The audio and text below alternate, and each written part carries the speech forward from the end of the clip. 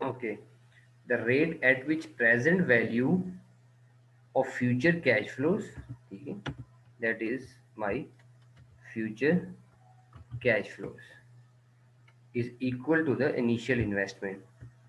So that rate is called my yield to maturity. The definition is same as we discussed in internal rate of return. So in the beginning we will calculate the present value of bond, then we will move on to the yield to maturity. So this example is related to the calculation of yield bond present value of the bond. Here we will calculate it. Now just read that question. The informations are taken from the list of the bonds available in the market जो ऊपर आपके पास है, वहाँ से इसकी calculation हमने की है. एनुअल पेमेंट्स है it's 63.75. 63.75 is 5 annual payments, and at the time of maturity you will get 1000. That 1000 is the future value, or in bond future value is always same as the par value of the security. Par value is 1000, so at the time of maturity you will get 1000 and 5 equal cash flows for the next 5 years, or even whatever the maturity is. यहाँ पे आप लोगों को याद होगा, आपने annuity का concept पढ़ा था. The same concept you can apply here.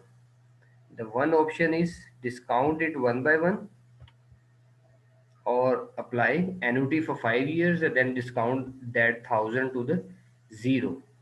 अब यहाँ पे अगर हम देखें, इसी क्वेश्चन को रिपीट करें, investor that purchases bond today, आज इसकी जो मार्केट वैल्यू है दैट इज 966.